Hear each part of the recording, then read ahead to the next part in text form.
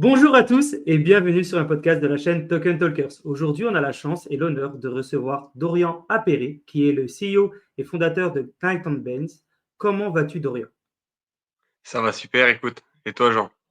Très très bien. Merci de nous faire la chance d'être sur le podcast. C'est un honneur de t'avoir. On est content. On sait que tu as un planning qui est très chargé en ce moment avec les différentes activités que tu vas nous expliquer dans le podcast. Est-ce que tu peux un petit peu nous dire qu'est-ce qui t'a mené au Web3? On sait qu'en général, on n'est pas forcément né directement dans le Web3. Des fois, on a une petite vie avant. Est-ce que tu peux nous expliquer un petit peu quel a été ton parcours avant de créer ta société? Bien sûr, aucun problème. Bah écoute, ça a été assez facile, hein. À la base, je suis un profil littéraire. Je suis quelqu'un qui est Ok, fan de langue. ok, J'ai toujours grandi avec cette idée-là de pouvoir, tu vois, aller discuter avec tout le monde, un peu tour de Babel, tu vois, où je voulais pouvoir aller partout dans le monde, être capable de discuter avec tout le monde. Donc du coup, j'ai appris l'anglais, l'espagnol, le portugais. C'est les ok, principales langues bravo. européennes.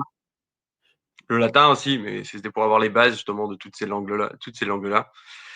Et en fait, tu vois, j'ai grandi avec ma mère qui m'a toujours dit: «Il suffit d'une bonne idée pour transformer ta vie» et je suis resté bloqué là-dessus, en fait. Moi, c'est un truc qui j'ai toujours aimé la technologie, j'ai toujours aimé l'innovation et du coup, je me suis construit un peu de cette manière-là. J'ai fait un bac L, je suis parti après, il fallait quand même que je me mette un petit peu dans l'aspect business, donc j'ai fait un BTS assistant manager parce que c'est un BTS qui propose un peu tous les aspects de l'entreprise, tu vois? On fait un peu de déco, un peu de mana, un petit peu d'RH, du marketing, ça touche un peu à tout. Donc, comme j'avais un profil très littéraire et j'avais pas ces petites connaissances, ces petits skills qu'il fallait avoir. Et ensuite, je suis parti réaliser un rêve que j'avais, c'était de partir étudier à l'étranger. Donc, je suis Ok, parti au Pays de Galles un an pour faire un bachelor degree en business management. Et après ça, je suis rentré et puis monde du travail. Monde du travail comme tout le monde. J'ai commencé par des jobs alimentaires.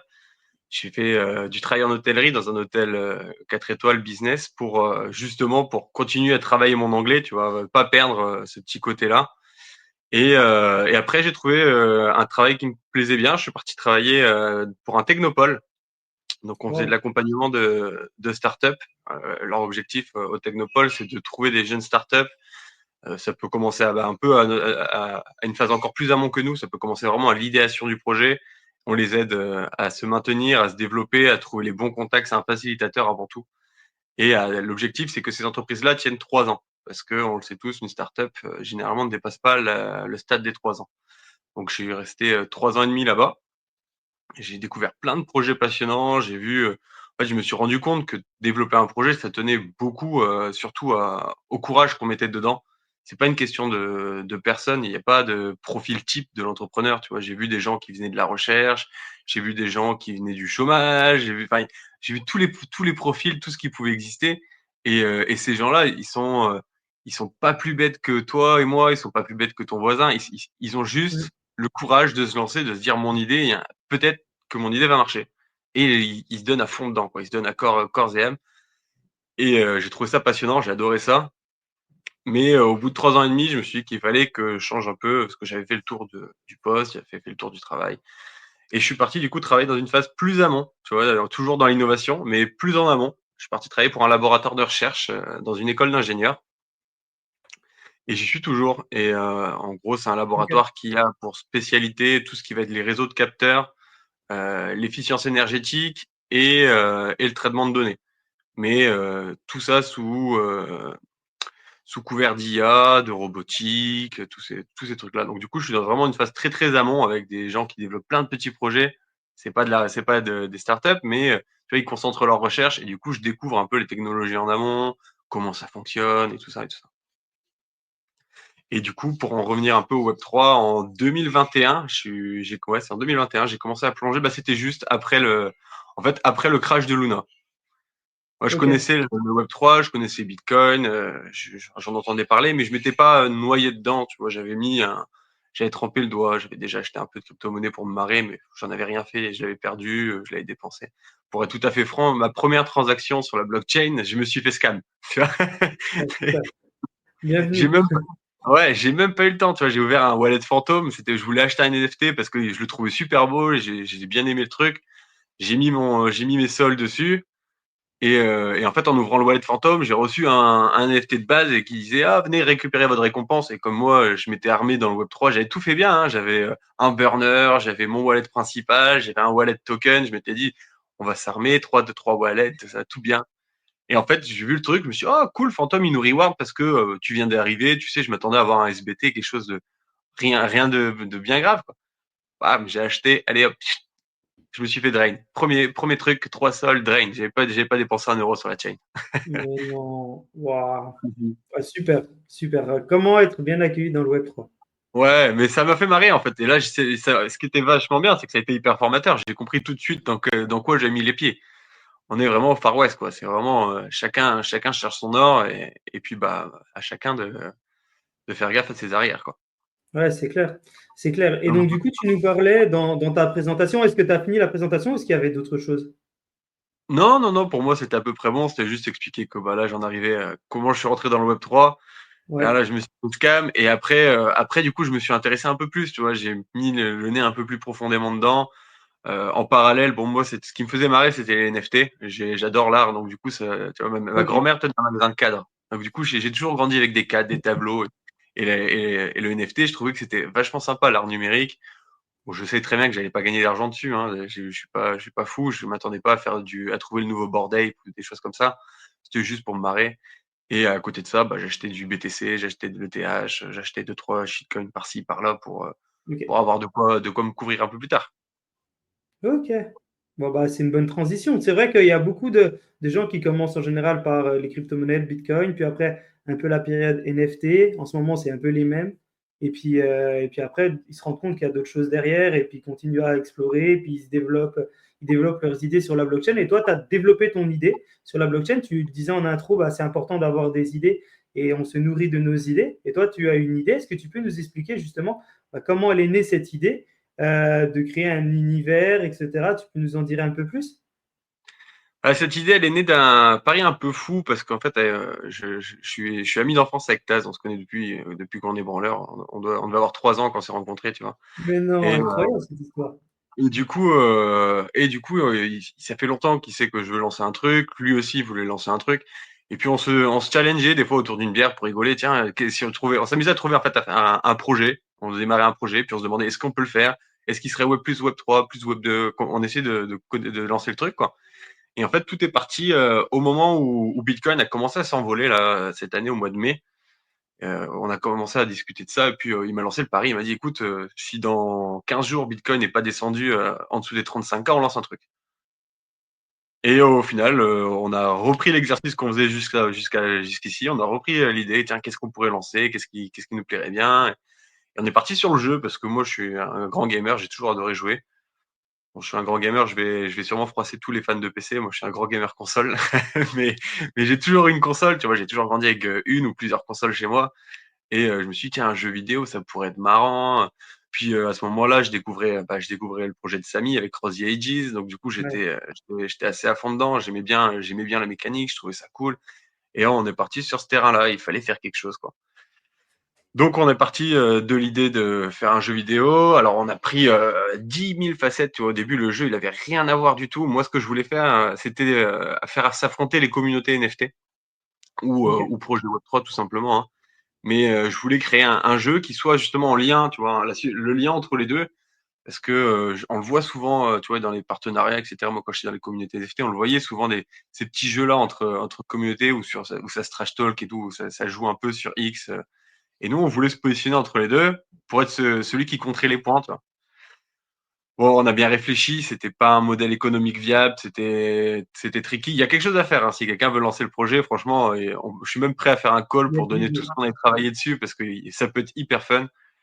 Mais nous, on s'est orienté plus du coup sur un profil un peu plus jeu vidéo pur où on va faire un truc qui onboard tout le monde. En fait, on voulait se positionner vraiment au, au carrefour entre le Web 2 et le Web 3, un peu comme les gens qui sont amusés à développer Internet il y a quelques années de ça.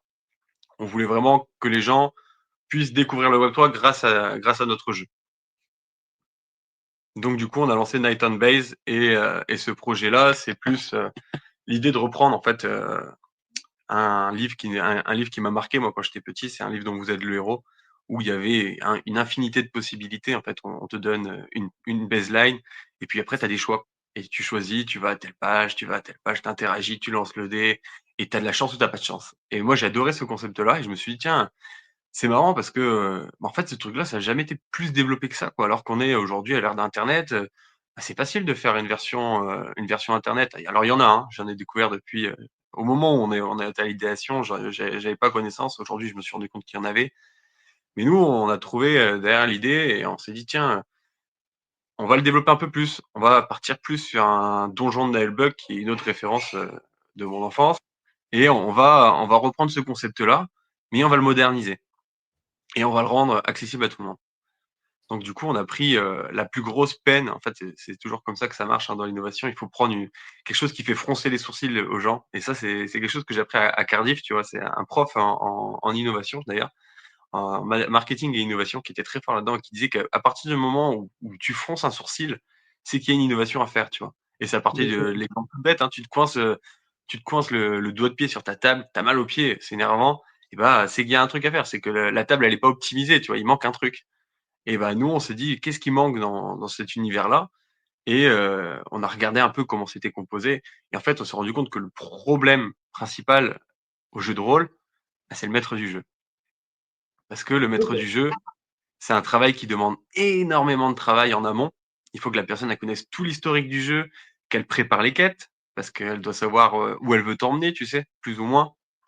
Il faut qu'elle connaisse toutes les spécificités du jeu, toutes les petites règles, les phases cachées et cetera et du coup, on s'est rendu compte, bah, que ce truc-là, qui est quelque chose de compliqué à mettre en place et qui fait que, bah, tu peux pas jouer au jeu de rôle quand tu veux, en fait, il faut avoir toujours quelqu'un avec toi. Bah, nous, on peut le remplacer. Aujourd'hui, on a des IA et je pense qu'on arrive à un stade de maturité de l'IA qui fait qu'on est en capacité d'avoir ce rôle de maître du jeu, mais assuré par une IA. Donc on a Incroyable. monté une équipe, on a trouvé toute l'équipe qu'il nous fallait et puis aujourd'hui, bah, on développe cette IA-là qui va permettre aux gens de jouer à un jeu de rôle que nous, on va développer dans l'esprit donjon de Nilebuck. Incroyable. Et donc, du coup, l'idée de base, je l'ai bien compris. Si aujourd'hui, je veux accéder au jeu, si aujourd'hui, je veux utiliser ta solution, comment ça se passe? Et bah, pour aujourd'hui, tu vas pas pouvoir, parce qu'on est toujours en train de le coder. Ah, On est tu teases, c'est bon ça. mais on y arrive, hein, on y arrive. Là, la database est prête. On commence à attaquer les IA. C'est ce qui va être le plus gros du travail, en fait, les IA, parce que bah, c'est facile de dire il y a une IA qui gère ça, mais c'est pas ChatGPT qui va gérer ça. On va pas juste connecter ChatGPT au jeu. Il y a tout un modèle IA qui est en train d'être développé derrière. En fait, on va Wow. construire une armée de petites IA. Il y aura une IA qui aura une tâche toute simple à faire et des superviseurs d'IA et d'autres superviseurs et encore d'autres. Et ce qui va faire que du coup, tu auras vraiment une infinité de possibilités parce qu'on peut non seulement les greffer, le modèle est retravaillable et on peut aussi changer les paramètres pour qu'elle puisse donner plus ou moins de liberté. Donc pour en revenir Hmm. à quand est-ce que tu vas pouvoir jouer, ça va venir assez vite. Dans l'idée, normalement, si tout suit bien et qu'on est bon, pour février, il y a un POC qui sort. Trop bien. POC très rapide. L'idée, c'est de pouvoir jouer allez, 15-20 minutes. On pourra toujours jouer plus, hein. Si les gens veulent itérer, rester itérés, ils pourront très bien. Maintenant, la quête qu'on va proposer, nous, si tu la suis assez bien, tu arrives à 20 minutes de jeu, quoi. Et grosso merdo, bah, ça arrive, ouais, Bien sûr. février. En fait, l'idéal serait qu'on puisse le présenter à CryptoXR. Ça, c'est bientôt, hein? C'est Ouais, bientôt. c'est Beau un challenge. défi, un défi très short, hein. On est sur une baseline très très short. Mais si on peut le faire, la deadline, si on peut tenir la deadline à CryptoXR, on pourra proposer à tous ceux qui le souhaitent un lien pour aller essayer le jeu chez eux tranquillement. Ah, trop cool. Bah, force à vous pour tenir vos objectifs. En tout cas, j'en doute pas une seule seconde. Et merci d'avoir un petit peu teasé parce que du coup, maintenant, on est impatient de pouvoir tester. Est-ce que tu peux nous expliquer un petit peu l'approche que tu as utilisée? Donc, tu expliquais qu'il y avait un petit peu on va dire, de Web 2, Web 2.5 avec une approche un peu IA, blockchain. Est-ce que tu peux nous expliquer un peu plus comment t'es venue l'idée de mixer un petit peu tous ces univers, toutes ces générations en fait de technologies et quels vont être les avantages du coup pour les joueurs? Et bah, tout simplement, en fait, à la base, on voulait que le projet soit full Web3. On était parti sur une idée très Web3. Et Ok. en réfléchissant un peu, on s'est dit c'est dommage parce que en fait, on a discuté un peu avec nous les rôlistes qu'on connaît et on s'est rendu compte qu'il y en avait très très peu, tu vois, qui avaient des notions sur la blockchain, sur l'IA. Ils savent, un peu comme tout le monde, on sait un peu ce que c'est, mais sans trop savoir, tu vois, c'est bizarre, c'est un univers encore un peu flou pour ces gens-là. Et nous, en fait, on s'est dit, bah, en fait, c'est dommage de perdre, de perdre, de ne pas perdre parce qu'on les atteindrait pas, en fait. Il faut qu'on trouve un moyen de les onboarder et donc, on a décidé de faire un projet Web 2.5 parce que comme ça, on va pouvoir les onboarder et on va pouvoir aussi leur laisser le choix à ces gens-là. En fait, ils n'auront pas l'obligation d'avoir un wallet parce que pour être passé par là, tu vois, quand tu connais rien, un wallet c'est un peu froid. Il faut comprendre comment ça marche. Il faut faire ton KYC. Enfin, tous ces trucs-là, c'est Mais il y a des pas. barrières. Ouais, si c'est pas si t'as pas une attractivité, si t'as pas une appétence à aller dedans, c'est vite, tu vois, c'est vite une barrière en elle-même en fait. Et c'est tant mieux hein, il faut des garde-fous. Mais nous, ce qu'on va proposer du coup, c'est de faire un wallet abstraction, c'est-à-dire que les gens se connecteront avec une adresse mail, ils auront un wallet qu'on va leur dédier. Si la personne veut pas du tout s'intéresser au Web3, elle veut juste rester se marrer sur le jeu, bah, c'est pas grave. Elle en fait, elle aura jamais à interagir avec ce wallet-là, il existera, mais juste pour l'aider. Et si un jour cette personne-là veut soit se créer un wallet ou prendre possession de son wallet, eh ben elle en aura tout à fait la possibilité. On va essayer de Wow. se positionner vraiment en tant que facilitateur. Le but, c'est que les gens qui sont intéressés, si un jour, bah, tu vois, ils se rendent compte dans le Discord, dans nos communications que, ah bah ouais, en fait, mon asset que j'ai eu là, celui-là, je sais qu'il est assez dur à avoir. Je pourrais peut-être le minter sur la chain et puis l'avoir en physique, quoi, vraiment qu'il m'appartienne. Et bah, ce truc-là, on va le rendre possible. Ok, donc c'est super smart d'avoir décidé de, voilà, de mixer un petit peu les deux, parce qu'effectivement, on se rend compte encore aujourd'hui qu'il y a beaucoup trop de barrières pour les gens de sauter directement dans le Web3, beaucoup de freins, et donc du coup, toi, tu as décidé vraiment de prendre position sur un mix entre les deux, et je pense que le format hybride est actuellement le meilleur format. Vous êtes combien à travailler dans ton entreprise? Vous êtes plusieurs, toutes les idées viennent de toi, tu peux nous expliquer un petit peu? Ah, il y a beaucoup d'idées qui viennent pas de moi, hein. Il y a, enfin, qui viennent de moi dans l'idée où je lance le truc et puis en fait on itère tous ensemble ce projet-là. On le construit d'abord avec l'équipe et dans l'équipe on est actuellement 7. Ah oui, quand Donc il y même. a moi, Taz qui est COO, Arthur qui est notre CM un peu fou. On a 2 devs, un back, un front, Ok. un illustrateur et je compte Mathieu Chassagne qui est notre advisor, mais un advisor plus plus, qui nous aide beaucoup sur beaucoup de tranches parce qu'en fait, il y a beaucoup, enfin pour nous, il y a des phases qu'on connaît, tu vois, on en entend parler, on sait comment ça marche, mais c'est toujours pareil, il y a la théorie et la pratique. Quand on Ah, est mais dedans, clairement. c'est différent.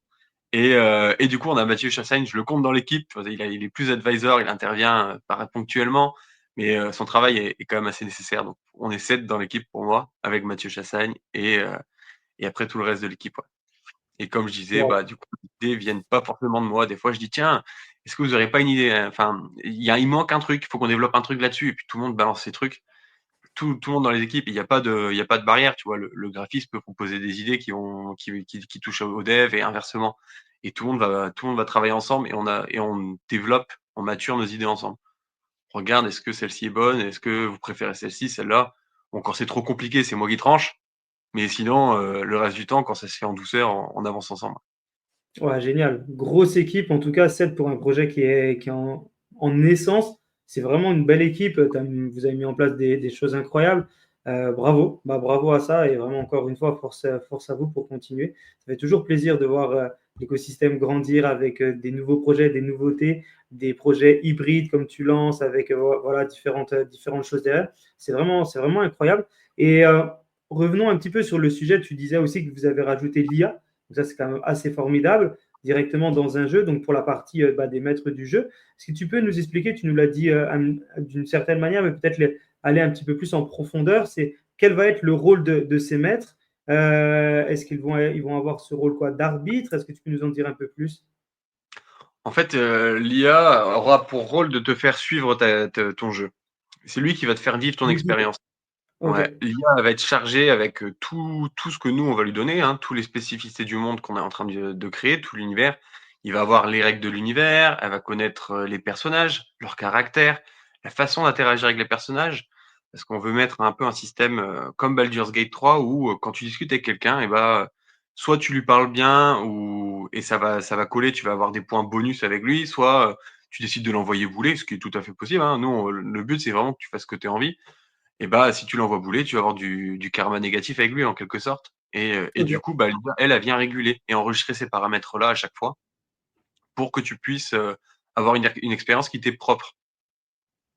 En fait, elle vient vraiment suivre ce que tu fais, enregistrer tes choix et t'en proposer qui sont en lien avec ce que tu as fait précédemment. Le but, c'est qu'elle se rappelle toujours de ce que tu as fait pour pouvoir te proposer une expérience encore plus poussée. Ouais, génial. En fait, pour Et te c'est- mettre en situation, on va avoir plusieurs choix. Tu vois, tu vas te retrouver, ça va être un jeu textuel avant tout, hein, je l'ai pas dit, mais ça va être pour le moment, ça va être un jeu textuel. Et tu vas lire ton paragraphe et à la fin, on va te proposer 3 options. Donc, tu auras 3 options prédéfinies, plus un carré blanc dans lequel tu pourras rentrer toi-même ton une prompt réponse. qui sera en Ok. fait ta décision. Et l'IA, en fait, elle va te suggérer les 3 itérations les plus simples. Si jamais tu sais pas trop, tu pas trop d'idées sur comment interagir, ou alors, bah, tu pourras rentrer toi-même ton prompt et l'IA va s'adapter. C'est là, en Donc, fait, c'est là qu'on a besoin d'une IA qui soit assez poussée parce que, bah, il faut qu'elle soit en capacité de se rappeler de ton choix super. et surtout d'aller piocher dans les éléments contextuels qu'elle a pour, te proposer quelque chose de cohérent. Donc, chaque joueur aura son IA, entre guillemets, qui sera adapté à lui et qui va l'accompagner tout au long. Ouais, en quelque sorte, ouais. Waouh, incroyable. Ça fait une sacrée machine de guerre que vous êtes en train de mettre en place. Ouais, c'est une sacrée machine de guerre, c'est beaucoup de travail. C'est énormément de Ouais, travail à développer. Mais j'imagine. on a pris un mec qui est très, très chaud là-dedans. C'est vrai? Bon, bah, Ouais, quel ouais, déchet. ouais, ouais. Et justement, je l'aime bien parce qu'il me fait penser un peu à mon travail. Tu vois, il m'envoie des articles scientifiques à chaque fois qu'il trouve un truc. Tiens, j'ai trouvé un article scientifique, t'en penses quoi? Et puis bah, du coup, je lis l'article. Ah bah oui, c'est ça, cette idée de technologie-là, on peut la reprendre, on peut refaire ça, on peut travailler ça comme ça. Et lui, il passe son temps. Il a vraiment le nez dedans. Je sais pas comment il fait pour être autant là-dedans, mais il est à fond sur GitHub. Il bouffe du guidebook toute la journée. Plus, il va sur les databases accessibles pour avoir tout ce qu'il trouve sur l'IA et sur les modèles IA qui peuvent être proposés. Et derrière, il Trop bien. code super bien, quoi. Un vrai passionné, quoi. Ouais, ouais, un vrai passionné, ouais. Ouais, ouais. Ah, On est, ça fait on est, plaisir. on est sur un fanat et puis il avance bien vite. Il avance bien vite. Même si à son goût, ça va pas assez vite, moi, je trouve qu'il bosse très, très bien. Bah, bravo en tout cas à lui, puis qui continuez comme ça vraiment ensemble. Est-ce que tu peux nous expliquer un petit peu comment vous avez conçu l'économie autour de votre jeu? Parce qu'on sait que c'est jamais évident de faire de l'argent dans les jeux. Comment vous avez mis en place tout ce système? Je sais qu'il y a un système de crédit, système de NFT ou sur la partie Web3. Est-ce que tu peux nous expliquer un peu plus sur toute cette partie? Ouais, bien sûr. Alors, pour le moment, tout ce que je vais évoquer là est à mettre entre guillemets, hein. On n'est pas encore sur le product market fit. Donc Ouais, bien pour le sûr. moment, on a des idées. On a des idées, on va les tester. On verra bien si ça fonctionne. Si ça fonctionne pas, on se réajustera. En fait, le but, c'est de rester polyvalent. Mais, en l'état, en fait, on aimerait qu'il y ait un abonnement sur le jeu OK. qui serait, tout d'abord en freemium parce qu'on veut que les gens puissent jouer gratuitement, hein. Mais qu'il y ait un abonnement aussi un peu plus premium pour que les gens puissent avoir accès à plus de ressources, des trucs un peu plus personnalisés, un modèle peut-être plus poussé parce que c'est pareil, actuellement, il faut qu'on gère la puissance de calcul. On peut pas se permettre de donner 100 à tout le monde. Ça viendra, mais pour l'instant, on ne peut pas. Et après derrière, un petit token in-game qui permettra de faire des achats, un peu comme les V-Bucks. Donc on est parti sur cette option-là pour le moment. On a d'autres options, hein. On a l'option d'avoir un token full Web3, donc un peu l'équivalent d'un meme qui permettrait de faire vivre la communauté, plus un token dans le jeu, où les deux seraient reliés. Il y aura les NFT qui permettront aux gens d'avoir des assets et de les revendre ou non, c'est comme ils le souhaitent, mais de donner une valeur au moins du coup à leur travail. Et après, bah, le reste, on a plein de petites features qu'on va développer. Et pour le moment, j'ai pas trop envie d'en parler parce que ça reste encore très, très, très, très natif. On n'a pas poussé l'idée plus que ça. Il faut qu'on évalue ce que ça va donner en termes de project market fit.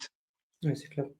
Mais des idées, il y en a des milliers en fait. On cherche, on va chercher et puis surtout on va trouver avec la communauté parce que le but, c'est aussi que le modèle qu'on propose convienne à la communauté. Mmh. Justement, c'est bien d'arriver sur le sujet de la communauté. On sait que c'est important quand tu lances un jeu d'avoir une communauté.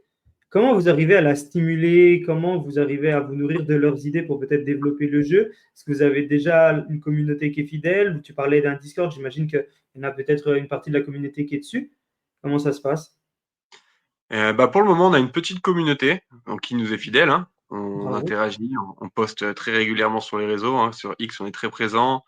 On OK. s'est lancé sur LinkedIn aussi pour les profils un peu plus pro, sur Instagram pour avoir un peu plus l'aspect web 2 et on cherche à développer cette communauté. Pour le moment, on leur propose des petites expériences. Tu vois, Arthur, je sais que tous les dimanches, il propose un petit tweet interactif où on met une histoire qui suit un peu ce que pourra proposer Night and Base. On va te mettre dans une situation et puis Trop tu auras bien. des choix. Et la communauté vote ce qui décide et puis l'histoire continue de semaine en semaine, tu vois, avec les choix précédents. On a plein de petites itérations. Là, on va rentrer sur une partie un peu plus constructive pour la communauté parce que actuellement on avait pas grand-chose à leur délivrer. Là, on va commencer à pouvoir leur proposer des petits trucs sympas. Donc, on va mettre peut-être un peu de farming season, une petite farming season pour faire plaisir aux gens, reward aussi ceux qui sont engagés dès le début et puis leur donner quelques petits avantages. Donc il y a plein de modèles, hein. On est à terme, on va leur proposer aussi de faire du dessin parce que l'avantage d'avoir un jeu textuel, c'est que c'est très imaginaire. En fait, on propose aux gens de visualiser eux-mêmes. Ils vont voir leurs personnages à leur manière, ils vont voir un peu tout ce qu'ils veulent comme ils le souhaitent, parce qu'il y a pas de, on va pas imposer de photos, on va pas imposer. Il y aura quelques photos hein, pour les personnages clés, pour mettre un peu de background, pour que les gens puissent voir un petit fond, s'imprégner de l'univers. Mais on mettra des concours d'artistes, on va faire plein de petites choses. Là-dessus, c'est Arthur qui présentera tout ça sur Twitter en temps et en heure. Mais il y a plein de petites idées qui sont dans les tuyaux pour justement que la communauté se sente aussi propriétaire de ce jeu-là parce que c'est avant tout pour elle qu'on fait ça. Nous, ça nous fait marrer, c'est très drôle, mais on veut surtout que la communauté se reconnaisse dans le projet. Donc C'est si certain. si on manque ce pas-là, on peut dire qu'on n'aura pas réussi notre projet, ouais. Ouais, c'est important, de pouvoir les stimuler et puis de voir enfin, qu'ils se sentent un petit peu, plus qu'un petit peu, mais vraiment complètement dans cette communauté, dans le jeu et un acteur majeur. Ça, c'est vraiment important pour eux et puis pour la fidéliser.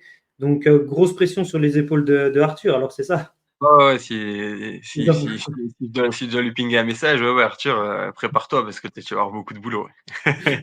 Oui, oui et en fait, on a surtout cet avantage-là, tu vois? On est encore petit, le jeu, il va rester dans la version du POC, du moins, il va rester assez simple. On veut juste présenter les features principales et du ouais, coup, le but, c'est justement de backtester tout de suite, d'avoir un retour client le plus vite possible. Il faut se confronter au marché, le plus tôt possible et là, on va pouvoir s'adapter à ce que nous dise la communauté, quoi. On est encore un petit studio, on peut clairement se permettre d'écouter la communauté et même plus tard, en fait, ça restera une ligne directrice. Il faut que, d'une manière ou d'une autre, la communauté ait son mot à dire.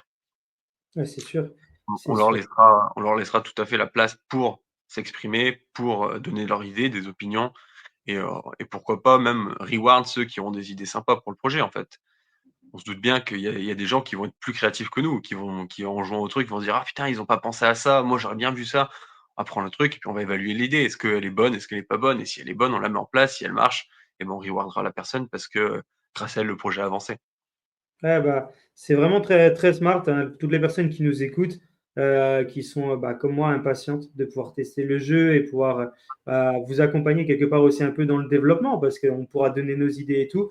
Bah, n'hésitez vraiment pas, hein. C'est important de partager les idées parce que souvent, quand on a la tête dans le guidon, ou quand on joue sur des jeux, on se rend compte qu'il y a des améliorations possibles, surtout au début. Il faut vraiment partager au maximum ces informations. Il ne faut pas avoir peur parce que ça apporte toujours d'une plus-value et ça, c'est indéniable. À quel point, justement, les aventures, déjà, elles vont pouvoir être personnalisées? Est-ce qu'ils vont pouvoir, eux, enrichir leur univers à leur manière? Est-ce qu'ils vont pouvoir soumettre un petit peu des choses au niveau des situations? Enfin, à quel point ils vont pouvoir un petit peu personnaliser l'aventure? Alors pour le moment, on va les tenir dans le cadre qu'on va créer, Super. pour des raisons techniques. C'est dans la roadmap. À terme, on va leur proposer eux-mêmes d'intégrer leur lore. En fait, ils pourront créer leur lore, leur univers s'ils le souhaitent. Et le modèle d'IA s'appliquera du coup à leur univers à eux. Le but, c'est que Génial. bah, si toi, tu en as envie, dans quelques temps, tu pourras toi-même créer ton univers, ton jeu, avec tes personnages, tes règles, tout ce que tu as envie. Et notre modèle d'IA bah, s'adaptera à ton jeu et tu pourras du coup intégrer le truc. Donc là, on part sur une version vraiment full personnalisée. La personne pourra faire vraiment ce qu'elle a envie. Pour le moment, c'est pas techniquement réalisable. Donc, on va proposer un cadre qui sera celui qu'on est en train de présenter sur nos réseaux, celui qu'on met en avant partout, avec un univers un peu déjanté, où il y a plein d'autruches, où les chevaliers se battent avec des brosses à dents, où on Ouais. retrouve des dodos fous, enfin, tous ces trucs-là, tous ces petits codes qui sont là parce que en fait, bah, nous, c'est ce qui nous fait marrer, et je pense que c'est aussi, quelque chose de très important. Le jeu vidéo à la base, c'est du divertissement. On est là pour rigoler. Je veux pas que les gens se cassent la tête avec un truc trop compliqué. On va faire des règles simples, peut-être un peu déjantées, mais totalement facile, totalement accessibles à tout le monde et les gens se marront dedans et après, on va adapter l'univers pour ces gens-là aussi, tu vois? Avec leurs attentes. Si on voit, que sur X, il y a un personnage qui fait un tabac, bah, peut-être qu'on trouvera un moyen de lui donner un peu plus d'importance, tu vois? On a toujours cette possibilité-là et le joueur, lui, a dans notre univers, totalement la possibilité de faire ce qu'il a envie. Puisqu'il a, cette petite barre en fait qui est magique, ce petit carré magique qui va lui permettre de rentrer son choix, d'écrire autant de lignes qu'il veut, tu vois? Et s'il se retrouve face à un mage par exemple, il va pouvoir dire au mage, «Salut, je suis un tel, je fais ci, je veux aller là, j'aime bien tes pouvoirs, ils ont l'air cool, qu'est-ce que tu en penserais?» Et le personnage va interagir avec lui en fait et il peut rester discuter des heures s'il a envie avant d'avancer, quoi. Il peut vraiment avoir une vraie conversation avec le personnage et au moment où il se dit: «Bon, je continue ma quête, j'avance», il avance. Voire, il peut décider de faire mener une autre quête à côté, tu vois? Incroyable. Mais, toujours en ayant cette possibilité-là de faire ce qu'il a envie. Il y aura quelques barrières, on va pas mettre un monde 100 en vert, on va rester dans les règles de bienséance quand même. Mais, il faut que les gens quand même puissent, bah, créer un peu, leur personnage, leur lore à eux, tu vois? Leur personnage sera le caractère du moins de leur personnage sera propre à eux et c'est eux qui vont définir en fait avec leurs choix, avec, leur manière d'interagir. Est-ce qu'ils sont plus courageux? Est-ce qu'ils ont tendance à être plus stratèges? Tu vois? Est-ce qu'ils se brûlent tout de suite ou est-ce qu'ils préfèrent, réfléchir un peu avant? Est-ce que, il va plus interagir avec tel personnage parce qu'ils en connaissent plus dans cette faction? Tu vois? Il y a plein de petites choses et qui fera que, bah, du coup, si toi tu allumes le jeu et que ton voisin allume le jeu, bah, vous aurez pas le même personnage du tout parce que, bah, le personnage sera le reflet de ce que tu as envie ce que tu as envie d'incarner et pareil pour ton collègue, son personnage incarnera ce que lui il a envie d'incarner. OK, ultra ultra clair. La question que je me pose, c'est quand on développe un jeu comme ça, est-ce qu'on rencontre des défis au quotidien ou de temps en temps? Est-ce que vous en avez rencontré? Est-ce que vous en rencontrez plus? Comment ça se passe? Parce que, voilà, pour les personnes qui sont pas du tout de la partie, bah, tu te dis: «Waouh, développer un jeu, mais c'est vraiment très, très difficile». Quels sont les plus gros défis que vous avez actuellement ou que vous avez eus? Le plus gros défi, tout d'abord, il est technologique Ouais, parce que les idées, c'est bien, mais les mettre en œuvre, c'est toujours plus compliqué et la première chose sur laquelle on s'est heurté, c'est le technologique parce que, bah, tu vois, il faut un modèle qui soit en capacité. Nous, on avait testé un peu de notre côté sur ces quelques IA, des modèles très simples et on avait des problèmes d'itération, tu vois? On commençait le jeu, ça marchait très bien et au bout de 4-5 itérations, le jeu, tournait en rond. Il comprenait plus ce qui s'était fait avant, il avait et en fait, tu te retrouves vite bloqué parce que, bah, du coup, ça a plus de sens. Si tu avances et que le jeu a oublié ce que tu as fait 3 choix en arrière, OK. bah, tu te marres plus, quoi. Donc du coup, ça a été une grosse barrière technologique. Après, c'est beaucoup, beaucoup de créativité. Ça demande, du jus de cerveau, à foison parce que mais il faut être full créatif. C'est vraiment un exercice. Alors moi, j'adore ça, hein, c'est un exercice que j'adore, faire des sessions lore avec mon équipe, j'adore faire ça. D'autant plus que je fais jamais avec les mêmes personnes, tu vois? Et je les fais jamais de la même manière. Parfois, on travaille ensemble, on crée un truc, on imagine un peu une quête, on imagine un peu un scénario et on le fait ensemble. Mais des fois, on va commencer la réunion, puis je vais leur dire: «En fait, aujourd'hui, on va faire ça asynchrone» et puis on fait une réunion et on débriefe ensemble. Chacun, amène son idée, tu vois? Parce que, bah, travailler ensemble, c'est bien, mais on construit ensemble. Alors C'est qu'à clair. l'inverse, quand on est en asynchrone, on a 2 voies parallèles et puis quand on se rencontre, quand on se heurte et ben, on peut comparer aussi les idées, voir qui a pensé quoi Et souvent, on a une brique qui se crée qui est plus intéressante parce qu'on se rend compte que on avait peut-être passé à côté de quelque chose, on n'a pas assez développé une idée et on la remixe. Et du coup, ça devient un peu un autre défi, c'est d'avoir une vision qui plaise à tout le monde dans l'équipe, dans la communauté. Et c'est une grosse, c'est un gros défi. Et enfin, si je dois en donner un dernier, le dernier, c'est d'essayer de limiter mon CM parce que travailler avec Arthur, c'est très bien, mais il a tellement d'idées que des fois, je me réveille le matin, je suis bombardé sur mon WhatsApp, je sais même pas de quoi il me parle, il m'envoie des phrases et des phrases et des phrases et des idées et des idées. Et du coup, bon, c'est c'est Il presque dort le pas plus la gros nuit, défi, c'est de Arthur? lui dire Ça se passe stop, comment? calm down. Ça se passe comment? Il arrive pas à dormir la nuit ou Je sais pas à quel moment il dort. Je sais pas. Je pense qu'il doit vivre un peu comme Cristiano Ronaldo. Il fait des micro-siestes de 20 minutes par-ci par-là. Ah Parce ouais. que je suis Ah bah bombardé c'est à toute heure du jour et de la nuit, quoi. bah, Je ça pense fait que plaisir en tout cas. à terme, j'essaierai de lui apprendre le droit à la déconnexion. Ah, je pense que c'est important. Et donc, du coup, Arthur, on en a parlé, donc vous avez une équipe de 7, vous êtes trois Ouais. cofondateurs avec Taz et Arthur. Pour les personnes qui souhaitent se lancer, ou qui se lancent comme toi, comment ça se passe la relation justement avec des entrepreneurs avec qui tu te lances? Est-ce que toi, tu les connaissais, alors Taz, tu le connaissais depuis très longtemps? Comment tu as su t'associer avec eux? À quel moment tu t'es dit, OK, avec eux, ça va le faire plus qu'avec d'autres? Comment on analyse cette partie-là? C'est difficile hein, de s'associer avec des bonnes personnes. Et ouais, c'est la partie la plus complexe. Moi, c'est quelque chose qui me faisait peur un peu le recrutement parce que bon, on sait vraiment jamais si on fait un bon choix ou non. Après, c'est du feeling. C'est énormément de feeling. Là-dessus, celui que je dois remercier, c'est Taz. Il a fait un travail incroyable parce que il a trouvé tout le monde. En fait, c'est lui qui a trouvé chaque personne qui est là. Hein. Et en fait, comment ça a fonctionné? Ça a été très bête. Hein. On a fait des interviews entre nous. On a discuté, on a rencontré les personnes. Et plus on onboardait des gens avec nous, on les invitait aussi au rendez-vous pour voir si ça matchait, si le feeling matchait. On a débriefé ensemble. Et en fait, ça s'est fait assez naturellement. On a trouvé les gens, quand on a vu qu'ils avaient la compétence, bon, ok, c'est une chose, la compétence. On a vu est-ce qu'ils ont l'appétence, est-ce que ça fitera aussi avec le reste de l'équipe. Et très naturellement, en fait, tout s'est imbriqué très, très simplement.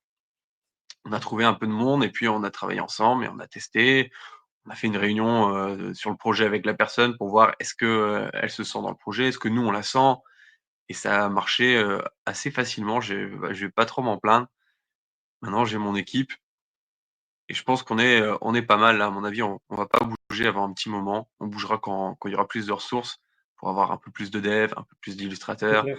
Et en l'état, déjà pour la phase où on est de la roadmap, on va rester avec l'équipe qu'on a. Elle est très très bien et on Et quel avance est ensemble. l'objectif justement sur cette roadmap? Tu fais bien d'en parler. Donc là, ça fait à peu près 6 mois que vous êtes lancé et que vous développez le jeu, hein, si je comprends bien. Ouais, Euh, un peu c'est- plus de mois entre l'idéation et maintenant, ouais. Ouais, ça allait très très vite.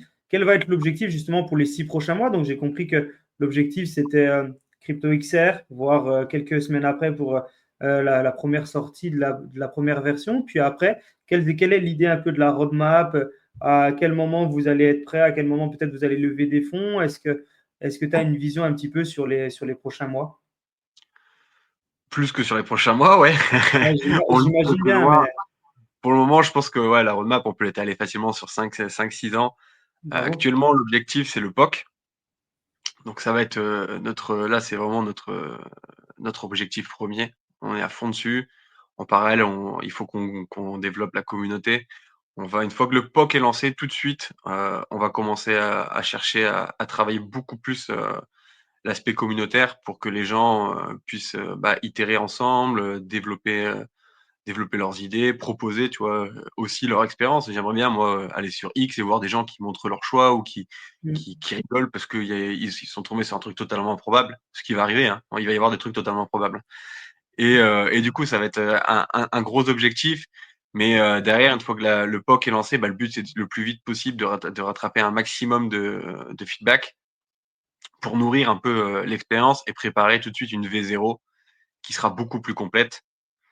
Donc l'objectif de cette V0, c'est pour aller, on se laisse 6-7 mois de plus. Hein. On essaye de revenir avec une V0 d'ici l'été. Trop bien. le temps qu'on ait des feedbacks, qu'on puisse coder, qu'on développe d'autres features. Et après ça, on va avancer le jeu, on va essayer de faire une version 2D. Tu vois. Moi, j'aimerais bien faire une version un peu Pokémon-like. Tu te promènes dans un univers très simple, tu vois, avec des petites maps. Et puis tu peux interagir, tu vois les personnages, tu développes ton truc pour à terme basculer sur une version 3D. Pourquoi pas ouvrir du PVP aussi, hein, si on peut mettre une version de multi où tu peux jouer avec tes potes ou contre tes potes. Tu vois, toutes ces petites choses-là, ça fait partie de la roadmap, on essaie d'avancer là-dessus. C'est toujours dans les cartons, c'est pas l'objectif premier. Si je dois parler de lever, on y pense, on est en train de réfléchir. On verra si on peut lever, pourquoi pas en 2025. Mais c'est pas, c'est pour le moment en tout cas, on n'est pas en nécessité de lever pour avancer sur le POC, pour avancer sur le début de la V0. Le lever, elle va venir au moment, en fait, on va avoir une grosse base user parce que bah, c'est là que ça va commencer à chiffrer en termes de puissance de calcul. Ouais, c'est bien vu parce que souvent, bon, on en voit pas mal, hein, des personnes qui veulent lancer leur entreprise. Ils ont juste une idée, et puis avec l'idée, ils disent, bon, je vais déjà essayer de lever des fonds, puis après, on verra si j'arrive à faire quelque chose. Toi, c'est beaucoup plus smart. Tu dis, OK, on va déjà développer quelque chose, on va voir si ça fonctionne. En même temps, on va lever des fonds et on va avoir une croissance saine. Et ça, c'est vraiment bien. C'est comme ça que les meilleures boîtes fonctionnent et se développent par la suite. Donc, super intéressant. Super On n'a pas trop intéressant. le choix, de toute manière. Moi, c'est ce que j'ai vendu à mon équipe aussi. Je leur ai promis qu'on n'allait pas faire n'importe quoi. Là, la levée, tu vois, comme Long on terme. en parlait, en effet, c'est important. Moi, dans l'idée, je veux arriver avec quelque chose, leur dire, bah voilà ce qu'on a créé aujourd'hui, voilà à quoi ça ressemble, voilà pourquoi je vous demande de l'argent, parce qu'en fait, la levée, il y en a beaucoup qui pensent que c'est facile de lever, c'est très compliqué, Bien sûr. c'est un exercice pas facile, et surtout, en fait, il faut garder en tête que mais personne te doit de l'argent, en fait. Personne te doit de l'argent. Donc c'est à toi d'aller le chercher. Et pour ça, le meilleur moyen, c'est d'avoir déjà un premier truc à leur montrer, leur dire voilà, on n'a pas travaillé pour rien. Aujourd'hui, ça fait 6 mois qu'on travaille gratuitement. Et bah, si demain vous nous donnez la possibilité, moi, je vais pouvoir payer mes gars un peu plus, je vais Ouais, pouvoir c'est pas mal. recruter du monde en plus, et du coup, on va accélérer. En fait, on va gagner du temps. Il faut que la levée, elle ait un sens viable aussi. Et comme tu disais, il faut que ça soit sain. Donc nous, on va pas lever plus que nécessaire.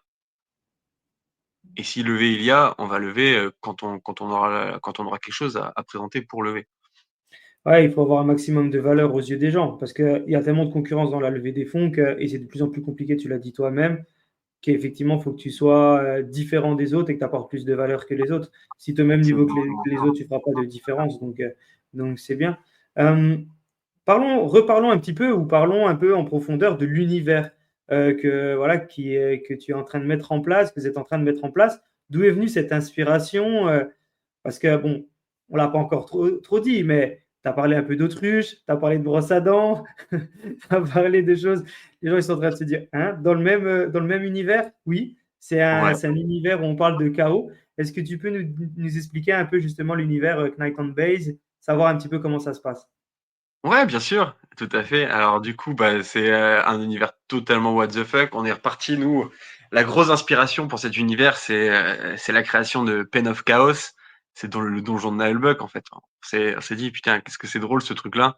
Il faut, il faut qu'on reste dans cette ligne-là parce que déjà, nous, dans notre esprit, on est très, très what the fuck. On adore tout ce qui est déjanté. Si, Cool. si, si je travaille et que je me marre pas, bon, en fait, je travaille pas, moi, je procrastine. Si je peux pas me marrer, je procrastine. C'est mon plus gros défaut. Et du coup, on a commencé à rigoler là-dessus. On est parti, tu vois. Au début, je voulais faire un projet à peu près sérieux. J'ai demandé à Arthur, mais un peu de what the fuck, pas trop. Il faut qu'on soit, tu vois, fun and serious. Je voulais rester sur cette baseline-là. Et puis, en fait, on a commencé à lever une bride, deux brides. Et puis à la fin, on s'est retrouvé, tu vois, avec des autruches et des brosses à dents. Et cet univers-là, pour revenir à l'univers lui-même, en fait, l'idée, c'est de partir d'un monde médiéval parce que c'est marrant, on trouvait ça fun, nous, cet univers-là, un peu médiéval, tu vois, ça colle aussi un peu à l'univers roleplay que les gens connaissent. Donc on est resté sur cette baseline-là et tu vas démarrer en tant qu'héritier du château. Donc tu es le prince, tu vois, tu es amené à être le leader suprême de ce royaume-là. Et du coup, bah, tu es dans un univers qui, pour le moment, est cohérent. Il y a juste un outil qui est un peu bizarre, c'est une télécommande universelle. On sait pas trop comment elle est arrivée là, on sait pas trop pourquoi elle est là. On sait juste qu'il faut pas la toucher. C'est un truc, c'est une relique qu'il faut pas toucher, c'est écrit partout, il faut pas la toucher. Et en fait, pas de bol, un jour, il va se passer un truc et puis quelqu'un va itérer avec cette télécommande magique, technocommande universelle, avec laquelle il fallait surtout pas itérer.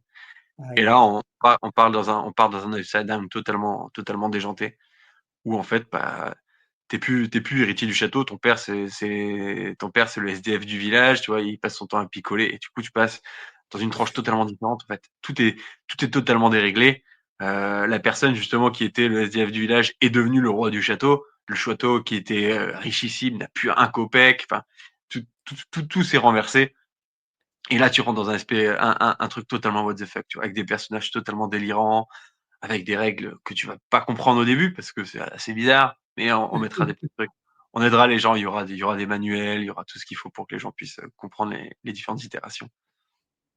Incroyable. Bah, quand tu dis ça, ça donne vraiment envie encore plus de tester et ça tease encore plus. À quel point pour toi, tu l'as dit, si c'est pas drôle, tu procrastines, mais à quel point pour toi l'expérience utilisateur, expérience des joueurs est important quand elle est fun? Je pense que c'est au plus haut point parce que moi, je veux que les gens se marrent. En fait, je veux que les gens passent un bon moment sur mon jeu. L'idée, c'est que tu puisses y jouer, tu vois. En fait, c'est surtout ça. C'est qu'on est reparti du fait de se permettre l'affront de retirer le maître du jeu et de le remplacer par une IA. Ça sera toujours mieux avec un humain, hein. Il y a toujours plus de choses, ça c'est sûr. Pour ceux qui font l'expérience des jeux de rôle, ils le savent, c'est beaucoup plus drôle avec un humain. Maintenant, on va essayer de faire une IA qui soit aussi drôle qu'un humain, et surtout Génial. que tu aies la possibilité de jouer quand tu as envie, en fait. Tu vois, la personne, elle est entre midi et deux, elle a une journée de merde, elle a passé 4 heures en réunion où elle s'est fait chier comme un rat mort. Elle allume Night and Base et elle peut jouer pendant qu'elle mange, tu vois. Elle peut avancer sa quête pendant qu'elle mange, et là, elle va se marrer. Nous, on va lui offrir cette petite tranche de divertissement, tu vois. Pareil, tu es dans le bus. Souvent le matin, pour ceux qui font l'expérience des transports en commun, les gens tirent la gueule. Enfin, C'est ennuyant. bravo, tout le monde est comme ça, sur son téléphone. Ah, toi, tu seras comme les autres sur ton téléphone, mais au moins tu vas te marrer, tu vois. Ah, super intéressant. Bah, effectivement, ça permet aussi ouais, d'apporter de la lumière, on va dire, dans la vie des gens. Et quand tu commences ta journée déjà avec le smile aux lèvres, c'est quand même Ah, complètement c'est toujours différent. plus cool, ouais, c'est toujours Ah, plus c'est cool. quand même très cool. Et puis Puis ça ça permet va aussi, apporter de l'adrénaline. C'est bien. ouais, et puis mine de rien, en fait, le fait de se marrer dans un jeu fait que tu t'y attaches beaucoup plus. Tu vois, tu prends beaucoup plus d'affection sur le jeu parce qu'il te fait pas trop galérer. Alors le but, c'est pas qu'il soit facile, hein. Il faut que les gens soient au courant, hein. Il y aura quand même des trucs. Si tu y vas en mode full KO, tu peux, c'est tout à fait possible. Attention, parce qu'il y a peut-être un moment où tu vas te faire rattraper, tu vois. Ouais, c'est Mais, ça. mais au moins, tu vas te marrer.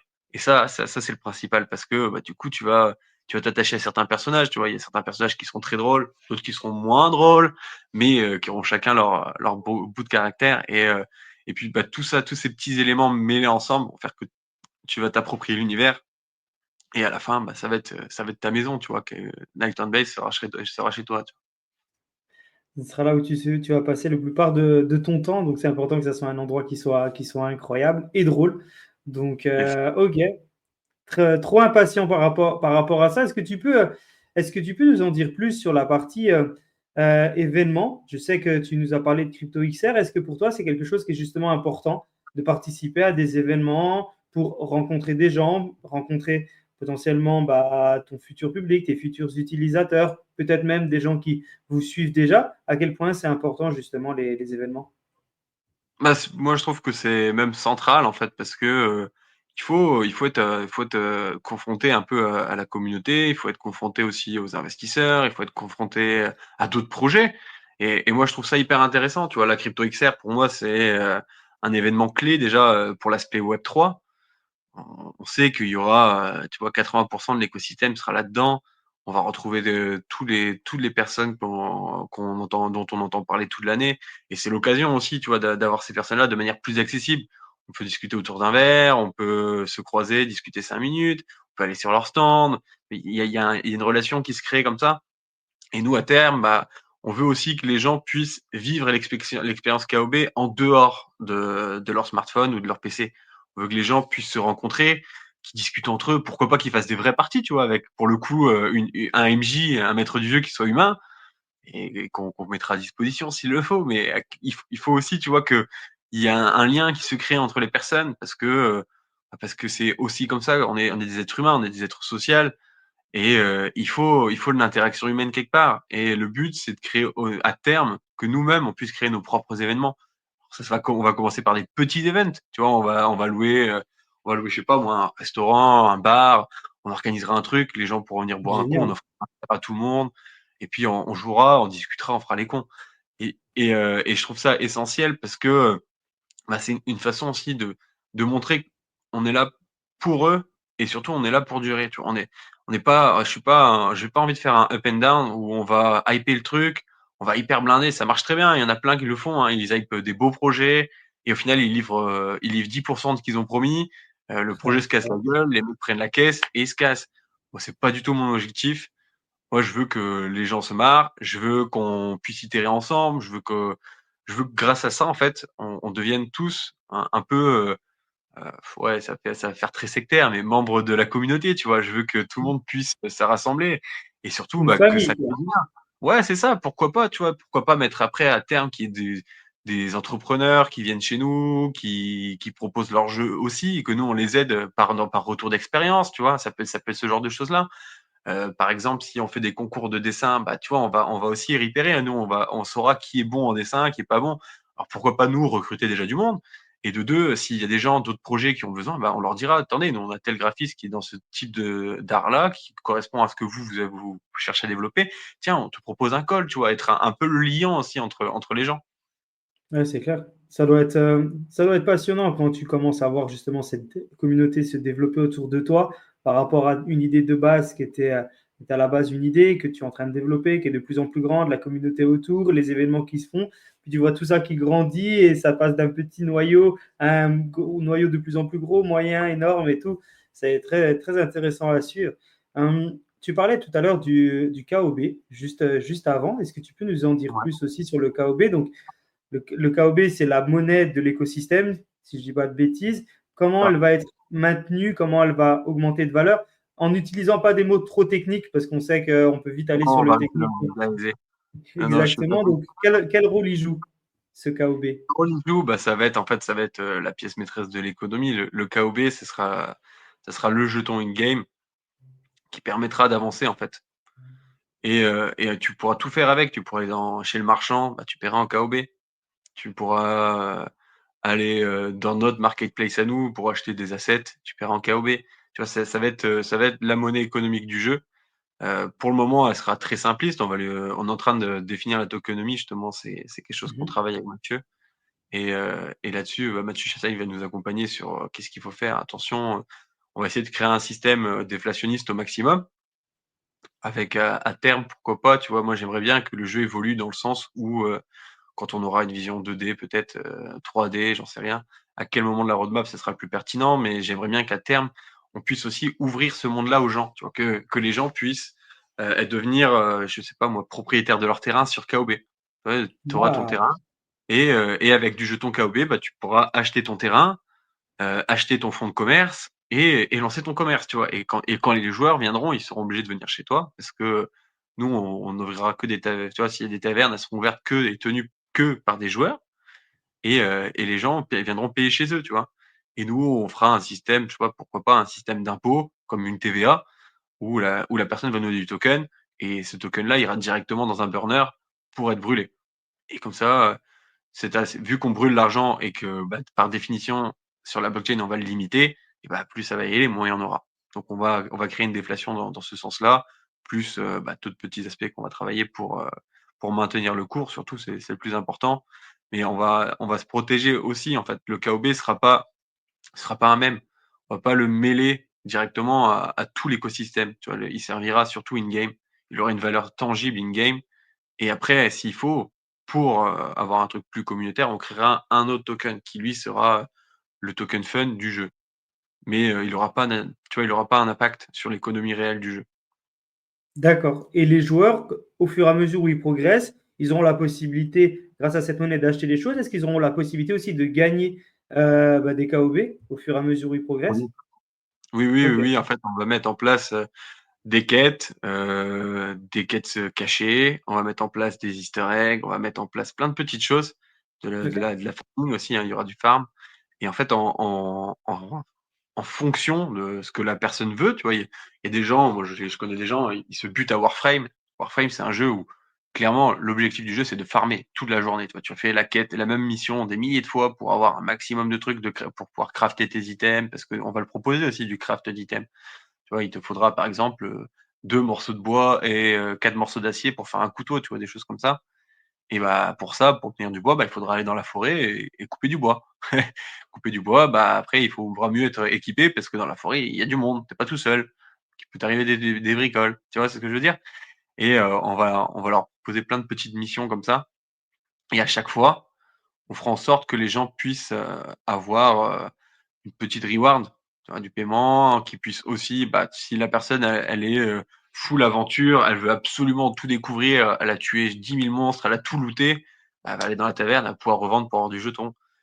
Il y aura plein de petites choses, tu vois? Si tu arrives à trouver un easter egg, petite reward en KOB, si tu arrives à mener une quête compliquée, pareil de la reward en KOB, tout ce genre de choses-là, en fait. Et l'histoire, il y a pas une histoire aussi avec les titres absurdes ou quelque chose comme ça? Si, Si? si, on va mettre des titres alors, ouais, à titre absurde, bah, ce sera l'équivalent de ce qu'on peut appeler les trophées, en fait. Et Ouais. tu vois, ce sera, il y aura des quêtes totalement what the fuck et quand tu seras what the fuck, bah, tu auras ton petit trophée, tu vois? Et ce trophée-là, on va te donner un SBT qui va te reward, qui te mettra en avant sur la communauté, tu vois? Sur les leaderboards, sur tout ce qu'on va pouvoir créer autour. Super, super, super intéressant. C'est vrai que il y a, bah, tu parlais avant de Samy. C'est vrai qu'il y a très peu de jeux français dans le monde un peu gaming comme ça, qui fait du play to earn, qui mélange Web 2, Web 3. On n'en voit pas beaucoup. Et franchement, ça fait plaisir de voir la communauté française qui se lance, et qui fait les choses et qui fait les choses en grand, qui fait les choses de manière, voilà, de manière précautionneuse pour, aussi bien pour les utilisateurs que pour le long terme. Donc, c'est vraiment bien. Actuellement, pour toi, quelle est justement la vision de l'écosystème français dans le play to earn? Est-ce que tu penses qu'on est en avance par rapport aux autres pays? On est au même niveau par rapport peut-être à l'Europe? Est-ce que tu as un petit peu une vision de l'écosystème du play to earn et des jeux? Bah, alors pour le play to earn, actuellement, nous, on va plus être sur un format play and earn. On Ouais, va pas faire je veux pas qu'en fait, je l'ai vu sur trop de projets où c'est toujours pareil, c'est les premiers qui rentrent qui prennent, la majorité ouais, et puis les autres, tu vois, ils s'engagent à fond, ils travaillent plus que le premier et ils ont rien. Ils ont ils 3 ont fois rien. rien. Là, on veut vraiment que on va mettre en place un système équitable où, si tu farmes et bah, tu auras la même reward que tout le monde, tu vois? Ouais, Il c'est y aura bien. pas plus, pas moins. Donc on va être vraiment sur du play and earn. Pour ce qui est de l'écosystème français, je pense qu'il y a encore beaucoup de choses à faire. On a un bel écosystème français, hein. Il y a des très beaux projets et un gros avantage que moi je vois, parce qu'en fait, j'étais pas énormément impliqué dans l'écosystème français auparavant. Je suivais ce qui se faisait, mais j'étais pas impliqué. C'est que contrairement aux autres pays et aux autres types de projets, la France est quand même très, très communautaire. On a vraiment un lien très fort entre les projets qui se fait pas naturellement, tu vois, dans les connexions dans les autres projets et je pense que c'est là-dessus qu'on doit puiser notre force. C'est que de chaque projet, on peut tous s'entraider d'une manière ou d'une autre pour rester en avant et garder ce lead-là. Maintenant, nous, avec Night on Base, on ne vise pas seulement le marché français parce que dans la communauté des rôlistes, il y en a partout autour du monde. Et tu vois, là, par exemple, Arthur est en Asie. Il en profite pour aller rencontrer des studios, il en profite pour rencontrer du monde, pour se mettre un peu dans différents écosystèmes, pour après développer le jeu. Moi, ce que je veux, c'est qu'on ait une base FR, parce qu'on est Mhm. FR, et je suis très fier d'être français, de pouvoir offrir ça à la communauté française en premier. Je veux que la communauté française soit un acteur majeur, tu vois? Que ça soit eux qui soient à l'initiative, qu'ils aient, les infos en premier dès le début et après, on ouvre ça à tout le monde et chacun pourra évoluer comme il le sent et tu vois, Ouais, c'est c'est pareil, important. on parlait des events et ben les premiers events seront toujours en FR parce que, avant tout, on sera dédié à la communauté française. Après, on va s'ouvrir aux autres marchés et on est obligé de toute manière de s'ouvrir aux autres marchés pour des raisons de stabilité. On a besoin d'aller chercher des users un peu partout. Ouais, c'est clair. C'est clair. Qu'est-ce que l'on peut souhaiter là pour on a parlé un peu de la roadmap, mais qu'est-ce qu'on pourrait souhaiter pour toi pour Knight on Base dans les prochaines semaines, les prochaines années, enfin mois à venir? On va parler encore d'années. Qu'est-ce qu'on pourrait souhaiter qui serait vraiment le game changer pour vous? Pour nous, le premier game changer, ça va être de créer une grosse communauté. À partir du moment où Ouais, on aura une belle communauté, déjà, ça va booster tout le monde. On sera tous plus fiers les uns des autres parce qu'on aura réussi. Ça sera un très gros achievement. Moi, si je crée ce jeu, c'est avant tout pour avoir de la communauté, pour que les gens se rencontrent, qu'il y ait du lien entre les gens. Et si on arrive si on arrive ce défi-là, on aura réussi. Tu vois, pour moi, on aura réussi 80% du projet. Le reste, c'est à nous de pleurer, de verser toute notre sueur pour que ça travaille très dur. bosser Mais dur. si déjà on arrive à délivrer quelque chose qui plaît aux gens et que les gens viennent parce que ça leur plaît, bah déjà je pense que ouais, on aura réussi une belle partie du projet. Génial. Bon, alors, pour toutes les personnes qui nous écoutent, si vous voulez rejoindre la communauté et faire partie de cet écosystème qui est incroyable, il y a tous les liens qui seront en description du podcast. Donc, n'hésitez pas à aller cliquer dessus. Et justement, Dorian, pour les personnes qui nous écoutent, quels sont les meilleurs moyens de rejoindre la communauté? Tu nous as parlé de Twitter. Il y a d'autres endroits qui sont bien pour rejoindre la communauté? Je Pour pense ceux que qui n'ont pas Twitter, par exemple. le premier pas, c'est d'aller sur Twitter, de OK, s'abonner à notre page, à s'abonner à Night on Base, d'interagir avec nous. Et après, la deuxième step, ça va être de s'inscrire sur la whitelist pour recevoir le lien du POC au moment où on va le livrer. ça, c'est bien. Ça, Je pense que c'est ça, les deux aspects. Après, si la personne, elle aime Discord, elle peut venir sur le Discord, il n'y a aucun problème. On accueille tout le monde à bras ouverts, on est très gentil avec tout le monde. trop Il faut cool. juste rester un peu décalé. Mais, mais elle est bienvenue sur notre Discord. Voilà, si les gens veulent interagir avec moi, il n'y a pas de problème. S'il y a des gens qui veulent discuter avec moi, on peut discuter sur LinkedIn, on peut discuter sur X. Je suis accessible sur tous mes réseaux. Il n'y a aucun souci. On prendra le temps qu'il faut pour répondre à chacun. Si les gens ont des questions supplémentaires, je me ferai un plaisir d'y répondre. D'ailleurs, si les gens veulent venir, on commence à lancer les AMA sur X, sur les SpaceX, Cool. pour que pour être justement en première phase avec notre communauté. Donc, si les gens ont des questions, c'est aussi un endroit. On peut les poser sur Discord, on peut me les poser personnellement. Toutes ces choses-là, en fait, il y a des on a ouvert tous les canaux. Donc, si la personne se reconnaît plus, tu vois, j'ai pas envie d'inciter les gens à aller d'un côté ou de l'autre. C'est à chacun de voir son feeling à lui, comment il se ressent, comment il veut s'impliquer dans le projet, et nous, on fera du C'est lien sûr. là-dessus. Ok, trop cool. Dorian, on arrive gentiment à la fin du podcast. Et pour la fin du podcast, on a toujours pour habitude de laisser le mot de la fin à notre invité. Le mot de la fin, ça peut être simplement une information que tu voulais partager, que tu n'as pas encore eu l'occasion de partager, un sujet sur lequel tu voudrais revenir. Ça peut être tout simplement, je ne sais pas, un mantra que tu voudrais nous partager, peu importe.